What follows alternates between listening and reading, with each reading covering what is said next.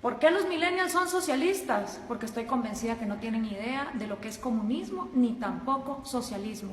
Cuando un millennial nos dice que quiere socialismo, nunca nos dice realmente qué es lo que quiere, cómo ambiciona que ese gobierno va a funcionar. No tiene idea de cómo van a funcionar las medidas políticas y económicas. Por eso se me ocurrió hacer socialismo para millennials. Bienvenidos. Vamos a arrancar desde la era industrial, cuando en el siglo XIX empiezan un montón de pensadores a pensar cosas que se denominaron como la filosofía socialista. Entre ellos estaba Giuseppe Mazzini. No digas tú, di nosotros. Esta visión de que renunciar al yo era lo mejor que le podía pasar a la sociedad. También Pierre-Joseph Proudhon, que dijo, la propiedad es robo. Estos dos contemporáneos inspiraron a Carlos Marx y a Federico Engels. Carlos Marx y Federico Engels se conocieron en 1843, 5 años antes de que escribieran el Manifiesto Comunista. Carlos Marx, hijo de padres judíos que dejaron la religión judía y se convirtieron al protestantismo, fue expulsado de Alemania, de Francia, de Bélgica, hasta que finalmente se va a Inglaterra, y en Manchester, junto con Federico Engels, un burgués, un hijo de industriales, ellos dos pues hacen el Manifiesto Comunista y describen el capital. Cosas interesantes. Carlos Marx trabajó muy poco en su vida y a la edad que yo tengo, 31 años, se retiró para ser un mantenido de Federico Engels por el resto de sus días. Vivió en Soho, Inglaterra, todo ese tiempo, y después de los 31 años nunca más volvió a trabajar. Estos dos personajes creyeron que habían descubierto el agua azucarada y que la época que estaban viviendo era una época única en la humanidad. Dicho en las palabras del mismo Carlos Marx, de este libro, The Politics Book, comunismo es el enredo de la historia resuelto. Para ellos el comunismo venía a resolver todas las luchas históricas. Según Marx y Engels, después de ellos la historia no volvería a ser la misma. Pero pensemos un poco en cuál era el mundo industrial en el que se movían Carlos Marx y Federico Engels. Para empezar, la filosofía que estos dos señores hicieron estaba inspirada para Alemania e Inglaterra, países industriales que tenían una gran industria que estaba cada vez más creciendo, no para países agrícolas. Y resulta que ni Inglaterra ni Alemania pusieron jamás en práctica las teorías de Marx ni de Engels tampoco. Quienes las pusieron en práctica fueron países agricultores que no contaban con las particularidades que Carlos Marx decía deberían de ser lo primero que debería haber, que es capital, manufactura e industria. En los países que más adelante vamos a ver, nos vamos a dar cuenta que no se puso en práctica. Además de esto, pensemos un poco en el mundo de estos dos señores. El mundo en el que se mueve Carlos Marx y el mundo en el que se mueve Federico Engels, 1848, es un mundo donde la esclavitud todavía era legal en Estados Unidos y en Europa, donde las mujeres no podíamos votar, prácticamente no teníamos ningún derecho porque éramos consideradas demasiado idiotas como para trabajar y votar. Era un mundo donde no había aviones, no había teléfonos, no había electricidad, no había inodoros, no había tampoco radios, no había televisión, no había satélites en el espacio, no había la mayor cantidad de profesiones que hoy por hoy existen en el mundo. Era otro mundo. Era una época donde estos dos hombres tuvieron la arrogancia de decir, de aquí para adelante la historia ya nunca va a cambiar. Ellos no tomaron en cuenta los avances tecnológicos, pensaron que la industria y esa época de los miserables iba a quedarse ahí para siempre. ¿Y en qué se basa esta crítica que estamos haciendo de el comunismo? Pues se basa en la crítica al proyecto de Gotha, escrito por Carlos Marx, El Capital, también escrito por Carlos Marx en 3 tomos, que por cierto el segundo tomo se imprimió luego de que Marx haya muerto, él ni siquiera lo vio publicado, y por supuesto el Manifiesto Comunista. Vamos a ver entonces, el Manifiesto Comunista se basa en 2 fases. Esta es la primera fase que tiene 10 puntos. Ustedes vayan viendo si estos 10 puntos son lo que los millennials defienden cuando dicen que son socialistas. Vamos a ver, millennials, vamos a ponerlos a prueba. El primer punto de la fase 1 del Manifiesto Comunista es la abolición de la propiedad privada. Expropiaciones que son todavía cosa de todos los días en América Latina, no son ajenas a ninguno de ustedes.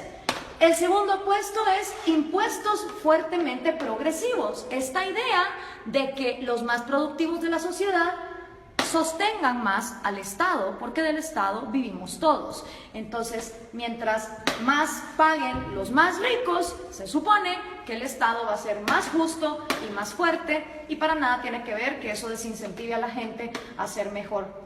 El tercero es abolición del derecho a herencias. Interesante, porque Rafael Correa quiso hacer también una ley de herencias bastante draconiana, donde se quería quedar con un montón de las herencias. El cuarto es confiscar la propiedad a emigrantes. Interesante que lo primero que hacen los regímenes socialistas y comunistas es no dejar que venga inversión extranjera, porque supuestamente en el himno socialista todos los obreros se van a agarrar de las manos, pero para lo que se trata de comercio todos somos enemigos. El quinto es centralización del crédito, que solo podías endeudarte con el Estado. La sexta es centralización de los medios de comunicación y transporte. ¿Les suena familiar? Prácticamente en toda América Latina, los regímenes del socialismo del siglo XXI han acaparado los medios. Expansión de empresas estatales. El Estado lo puede hacer todo mejor, porque el Estado es más inteligente que todos los individuos en sociedad. Distribución igualitaria del trabajo, que trabajen igual los más capaces que los menos capaces, los más talentosos que los menos talentosos. Combinar agricultura con industrias manufactureras.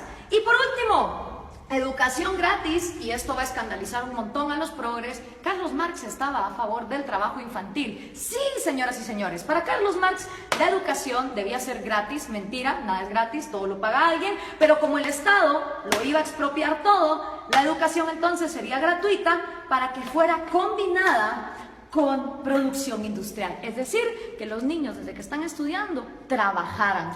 Así que memorícense bien esta fase 1, porque esta fase 1 es la que han implementado todos los países que han tratado de llevar a cabo la agenda marxista. ¿Les suenan familiares estos 10 pasos? Siguen vivos, a pesar de que el mundo de Carlos Marx era un mundo en 1848, estos 10 pasos se siguen dando en América Latina. Esta fase 1 para Carlos Marx es la fase socialista. Cuando se completen estos 10 pasos es cuando entonces uno está viviendo en socialismo, pero aún no se ha llegado al comunismo. Por eso le pregunto a los millennials, cuando ustedes se dicen socialistas, ¿se refieren a estos 10 pasos, millennials? ¿O a cuántos? ¿A 6? ¿A 4? ¿A 2? ¿A cuántos de estos pasos es a los que ustedes se refieren cuando se llaman socialistas? Porque esto es la primera fase basada en el socialismo. Vamos a ver entonces, cuando ya se completa esta primera fase, ¿qué pasa en la segunda fase? Entonces viene ya la fase 2, donde viene la nueva sociedad y el nuevo hombre. Según Carlos Marx, cuando estos 10 pasos se completan, automáticamente va a surgir un nuevo hombre, un hombre iluminado, un hombre que ya no va a pensar en sí mismo, que todo se lo va a deber a su sociedad. En este nuevo mundo, que es la fase 2, la que Marx llama comunismo, ¿sí? Esta ya es la fase del comunismo. Con el nuevo hombre ya no existen dos cosas. No existe el Estado, es decir, se abolió el gobierno, ni tampoco existe el dinero, ni tampoco existe la propiedad privada. Estas tres cosas son las que dejan de existir en la fase 2, que es la fase del comunismo, con un nuevo hombre, un hombre iluminado, un hombre que ya no piensa en sí mismo. Marx nunca dijo cómo en el cerebrito de este hombre iban a dejar de existir sueños propios, necesidades propias, anhelos, talentos. Él nunca lo explicó. Para él, de manera mágica, después de que la fase 1 fuera completada, se pasaba automáticamente a la fase 2, donde este hombre nuevo iba a trabajar a la par de hombres más mediocres y menos talentosos, pero siempre recibiendo lo mismo. ¿Y cómo iba a funcionar la distribución de productos. Bueno, pues iba a haber un gran almacén y en este almacén la comunidad, ya sin Estado, ya sin gobierno, ya sin dinero, te iba a proveer a ti de todos los productos y servicios que tú ibas a necesitar. Entonces todas las personas, no importa sus talentos, iban a llegar a intercambiar. Si por ejemplo producían yesos, pues un yeso por 1 kilo de arroz. Y decía Marx que suponiendo que este hombre, en lugar de producir un yeso, hubiera producido 3 y este solo hubiera producido 2, en esta segunda fase, este hombre que produjo 3 yesos, no le iba a importar recibir también 1 libra de arroz para compararse con este. Según Marx, iba a llegar un momento donde el más talentoso y el que más trabajaba no le iba a importar recibir igual que el que trabajaba menos y el que era más mediocre. Ahora veamos, ¿se cumplió esta fase 2? ¿O qué es lo que ha pasado en la historia de la humanidad con la gente que ha llevado a cabo la agenda marxista? Bueno, pues los primeros que trataron de llevar a cabo la agenda marxista fueron Trotsky, Stalin y Lenin. 70 años después del manifiesto comunista, ellos son los primeros en poner en práctica la teoría marxista, cuando en 1918 deciden cortarle la cabeza a los sanguinarios explotadores, y de verdad que lo eran, de la dinastía Romanov, que era la monarquía que imperaba en Rusia. 2 errores. Primero, Marx escribe una teoría para Inglaterra y Alemania, que su problema no era, digamos, el de una monarquía que incentivara la agricultura, sino que eran países industriales. Rusia era feudal, bastante feudal. Estas 3 personas entonces ponen los primeros 10 pasos de Carlos Marx en marcha y llegaron a la fase 2, llegaron a este gran almacén.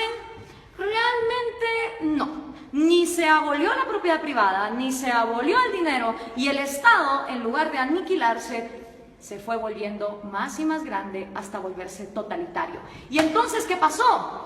En toda Unión Soviética se desplegaron los gulags. Cada uno de esos puntitos rojos que ustedes ven ahí son los gulags, los campos forzados de trabajo. Claro, desgraciadamente en esa época no había Twitter, no había Facebook, no había Instagram, entonces era muy difícil tener récords de las atrocidades y las violaciones a los derechos humanos que se daban en estos campos de concentración en condiciones de temperatura bastante salvajes y teniendo a la gente hasta lo último en el punto de inanición. Y para darles un ejemplo concreto, aquí hay una foto del Gulag de Ucrania, que era una parte fundamental para el sustento económico del Imperio Soviético, ya que producía 80% del carbón, 85% del hierro y el 70% de los metales. ¿No les suena familiar Venezuela? A ustedes que con el petróleo los tienen similar así.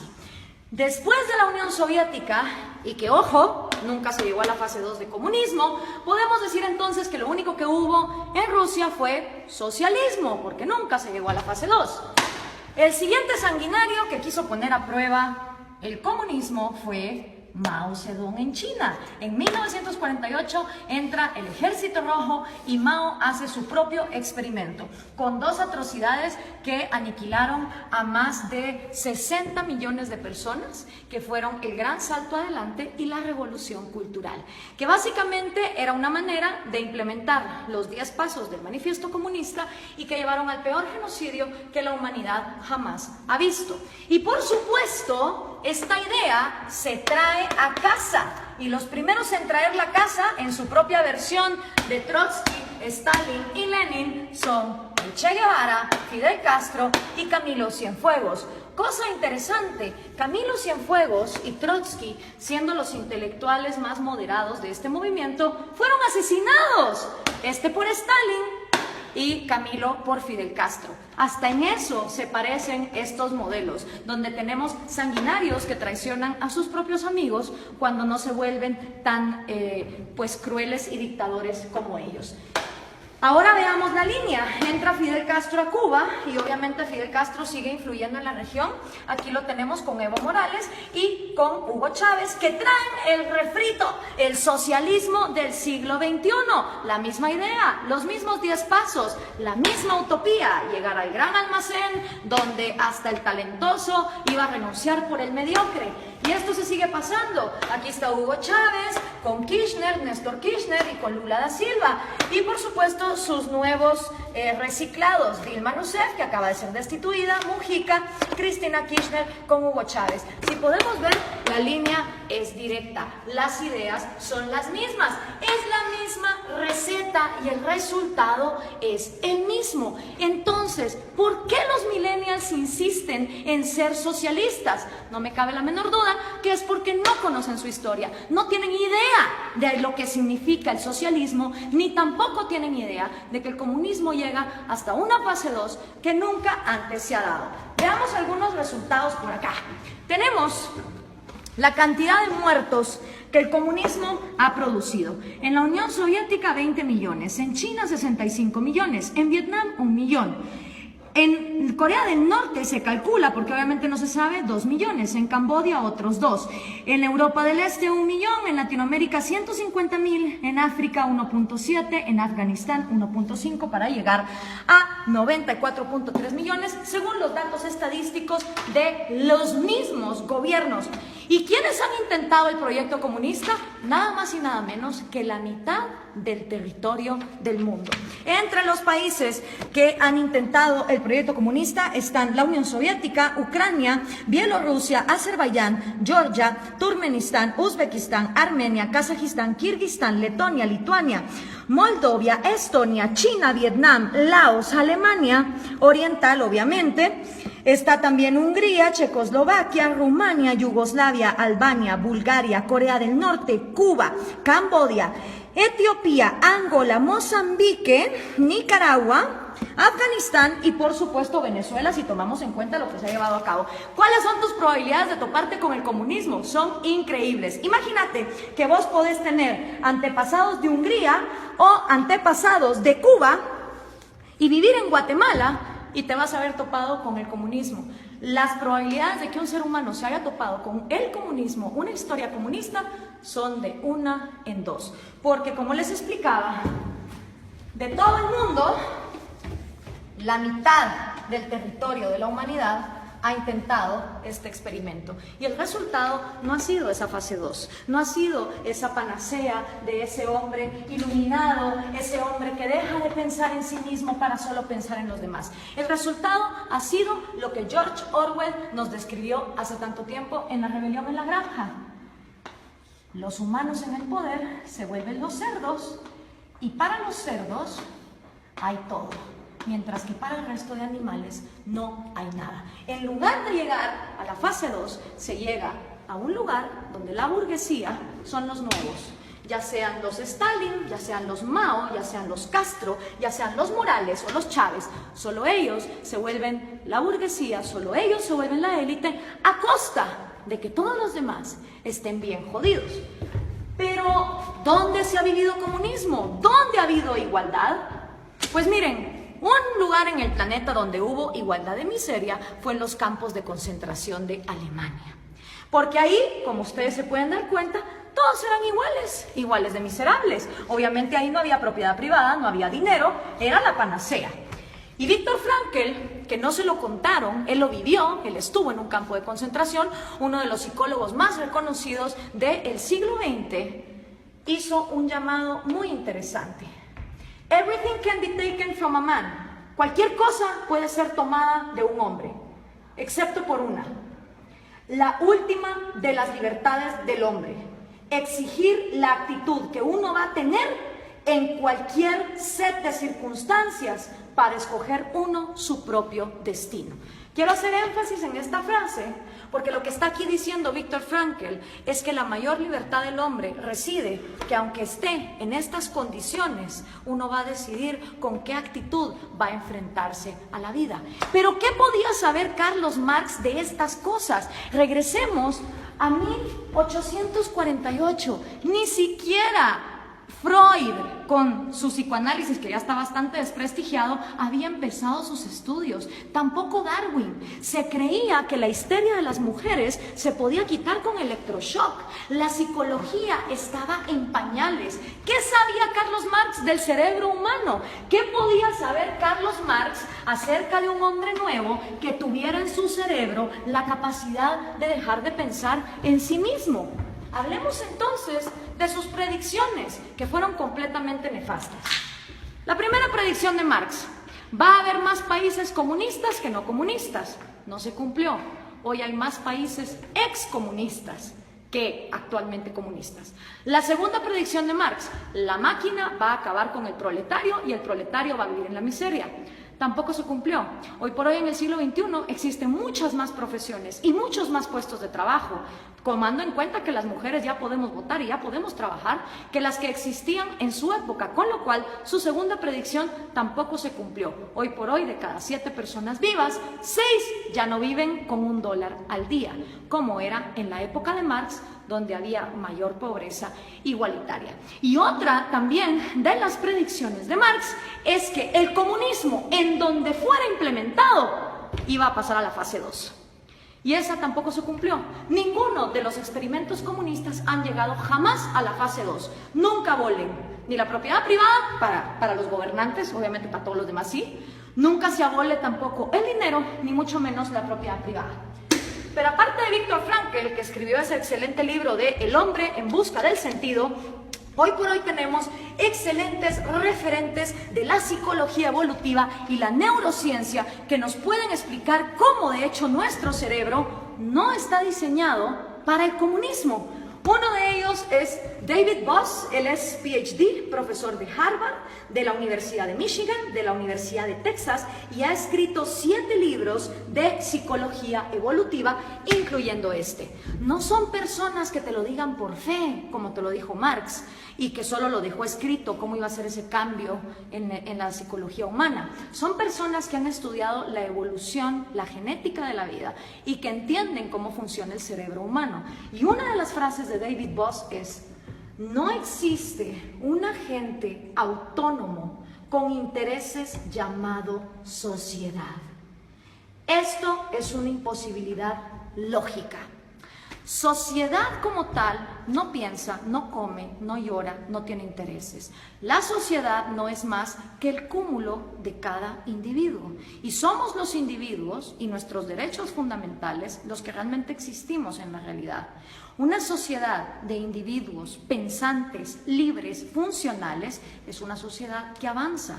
Una sociedad donde todos los individuos se igualan hasta la miseria sin libertad, es una sociedad que no avanza hacia ningún lado. La sociedad como ente no se mueve. Los que se mueven son individuos. Y si algo le interesa a una sociedad que funciona como una célula, es que cada una de sus partes tenga vida, tenga propiedad privada y tenga libertad como sus 3 derechos fundamentales. Pero si eso no fuera poco, Steven Pinker, que también es un PhD, él se ha ganado el premio de la Academia Nacional de Ciencias a la mejor investigación en Inglaterra en 1993. También se ha ganado el premio de la Sociedad Cognitiva de la Neurociencia en el 2010 y ha sido 2 veces finalista del premio Pulitzer. Escribió el libro ¿Cómo funciona nuestra mente? Y una de las frases de Steven Pinker es: el mejor argumento contra el totalitarismo es reconocer una naturaleza humana universal, que todos los seres humanos tenemos un deseo innato por la vida, la libertad y la búsqueda de la felicidad. ¿Qué quiere decir esta frase? Que todas las personas, nazcamos donde nazcamos, en el país en el que nazcamos, en la cultura en que nazcamos, traemos 3 deseos innatos: el amor por nuestra vida, el amor por nuestra libertad y el amor por la propia búsqueda de la felicidad. ¿Qué significa eso? que ustedes, si quieren buscar su felicidad, emprenden su propia vida como les diera la gana. Ahora, todos estos conocimientos de neurociencia que tienen David Bosch o Steven Pinker, obviamente Carlos Marx no lo sabía, porque la psicología y la neurociencia no se habían desarrollado, no habíamos avanzado en la ciencia como para descubrir el ADN, el otro gran error de Marx. Él pensó que en su época ya se había descubierto todo, y no era así. Entonces, al tener estos conocimientos, es inaudito, es inexplicable que los millennials sigan siendo socialistas. La única manera en que me lo explico es que los millennials no tienen ni idea de lo que es socialismo, ni mucho menos comunismo. Y yo, que también soy millennial, pero de la primera generación, de esos que todavía vimos los cassettes y que sabemos cómo funcionan, tenía 5 años cuando cayó el muro de Berlín. Y me acuerdo como que fuera ayer de ver a esas personas celebrando y preguntarle a mi papá, ¿qué se está celebrando ahí? Me dijo, ahí se está celebrando que tenían a una población dividida a la mitad porque de un lado querían salir y no los dejaban. Si una idea es tan buena, no puede ser obligada hacia una cierta población. Y en todo lo que hemos visto aquí, lo único que hemos visto es obligación, hemos visto miseria, hemos visto genocidio. En la libertad no hay garantías. Yo no estoy aquí vendiendo una utopía ni una panacea. En la libertad hay riesgos y puedes perder como puedes ganar. En la libertad también existe la libertad de no participar en el mercado. En un país que vive en libertad, si hay un grupo de personas que quieren vivir como hippies e irse a una montaña y no ser parte del mercado y no tener propiedad privada, son libres de hacerlo. En un país comunista, si uno intenta meter una zona franca de libre comercio en alguno de sus puntos, va a parar a la cárcel o va a parar desaparecido. Esa es la diferencia entre vivir en un lugar donde se garantice la libertad y donde no se garantice. Esta utopía basada en el hecho de que el ser humano debe renunciar a su autoestima y a su amor propio para contribuir a su sociedad, es completamente errada por lo que la historia nos ha comprobado. Y lo único que logra son élites de cerdos, tal cual los describió George Orwell, que se quedan con todo a costillas de un pueblo que pierde lo más importante que todo ser humano tiene, que es su libertad. Espero esto les sirva a los millennials para entender qué es el socialismo y qué es el comunismo. Gracias por compartir.